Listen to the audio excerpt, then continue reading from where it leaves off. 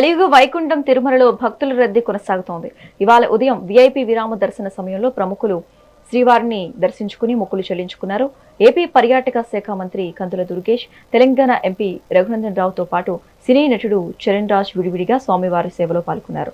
దర్శనం అనంతరం రంగనాయకుల మండపంలో టీటీడీ అధికారులు వీరికి వేద ఆశీర్వచనాలు పలికి శ్రీవారి తీర్థ ప్రసాదాలను అందజేశారు.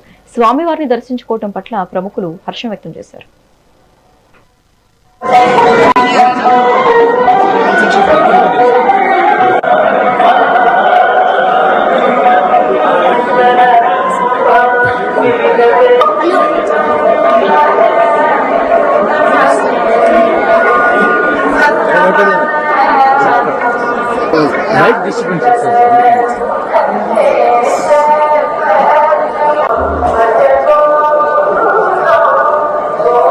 తిరుమలలో వెంకటేశ్వర స్వామి యొక్క దర్శనాన్ని చేసుకోవడం జరిగింది. మా నియోజకవర్గంలోని ముఖ్యులు కలిసి వచ్చి దర్శనం చేసుకున్నాం. ఒక అద్భుతమైనటువంటి దర్శనం జరిగింది. ప్రథమ దర్శనం లభించడం అనేది అదృష్టంగా భావిస్తూ ప్రధానంగా ఈరోజు తిరుపతిలో జరుగుతున్నటువంటి కొన్ని కార్యక్రమాల్లో పాల్గొనడానికి రావడం జరిగింది. తిరుపతిని అదేవిధంగా రాయలసీమ ప్రాంతాన్ని ఆధ్యాత్మిక హబ్తో పాటు పర్యాటక హబ్ గా కూడా తయారు చేయాలనేటువంటి ఆలోచనతోటి ఆంధ్రప్రదేశ్ రాష్ట్ర ప్రభుత్వం ముఖ్యమంత్రి చంద్రబాబు నాయుడు గారు, ఉప ముఖ్యమంత్రి పవన్ కళ్యాణ్ గారుల నేతృత్వంలో అనేక కార్యక్రమాలను చేపడుతున్న సంగతి మీకు తెలుసు. ముఖ్యంగా రాబోయే రోజుల్లో ఒక పక్కన విశాఖపట్నం, మరో పక్కన తిరుపతి, ఈ రెండింటినీ కూడా ఐకానిక్ హబ్స్ గా తయారు చేయడానికి ఒక ప్రత్యేకమైన కార్యక్రమాన్ని చేపడతా ఉన్నాం. కేంద్ర ప్రభుత్వం కూడా నరేంద్ర మోడీ గారి యొక్క ఆశీస్సులతోటి పర్యాటక శాఖ ఆంధ్రప్రదేశ్ లో 2 ప్రధానమైన ప్రాజెక్టులకి వారు శాంక్షన్ చేయబోతున్నారు. అందులో ఒకటి తిరుపతి, మరొకటి విశాఖపట్నం.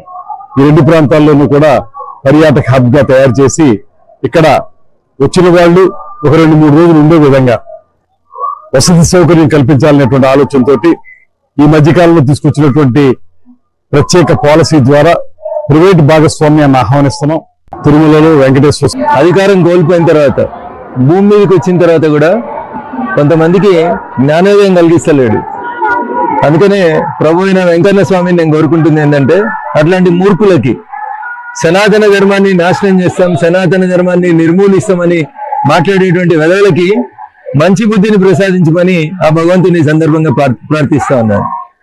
ఉప ముఖ్యమంత్రి పదవి నుంచి ప్రతిపక్ష నాయకుని పాత్రకు వచ్చిన తర్వాత కూడా రాష్ట్ర శాసనసభలో జరిగిన మొదటి సమావేశంలోనే సనాతన ధర్మం గురించి మాట్లాడి దాన్ని కించపరిచేలా మాట్లాడినటువంటి ఉదయనిధి స్టాలిన్ ని తమిళ ప్రజలు క్షమించరు, భవిష్యత్తులో సనాతన ధర్మం క్షమించదని చెప్పి ఈ సందర్భంగా హెచ్చరిస్తా ఉన్నాం. సనాతన ధర్మాన్ని వ్యతిరేకించిన దీదీలు, దాదాలు, మమతలు, ఆఖరికి మీ నాయనలకు కూడా అడ్రస్ లేకుండా తమిళనాడు ప్రజలు ఆ దేవుడు ఆశీర్వచనం ఇచ్చిండు. అయినా మీ ముద్దు మారకపోవడం అనేది దురదృష్టకరం. నాటి బాబర్ నుంచి మొదలుకుంటే, మొఘలుల నుంచి మొదలుకుంటే అనేక మంది విదేశీ కుట్రలు చేసి విదేశీ డబ్బులతోటి నా దేవుడు గొప్ప, నా దేవుడు గొప్ప అనేటువంటి మీ నీచ సంస్కృతికి భిన్నంగా సర్వే జన సుఖినోభవంతు అని చెప్పి అందరం బాగుండాలని కోరుకునేటువంటి నా సనాతన ధర్మాన్ని, నా ధర్మాన్ని నాశనం చేస్తానని విరగితే తప్పకుండా మీరే నాశనం అవుతారు, మీకే అది తగులుతుందని చెప్పి ఈ సందర్భంగా వారిని హెచ్చరిస్తూ, ఇప్పటికైనా మీ నాన్న కనీసం ఎమ్మెల్యే గెలవలేకపోయిందంటే నీలాంటి వ్యక్తులు మాట్లాడినటువంటి తప్పుడు మాటల వల్లనే అది జరిగిందని అర్థం చేసుకొని కనీసం ప్రతిపక్ష నాయకుడిగానైనా ఉదయనిధి స్టాలిన్ నోరు ఒళ్ళు 2 దగ్గర పెట్టుకొని మాట్లాడుకోవాలి తప్ప ఇంకొకటి కాదు. అది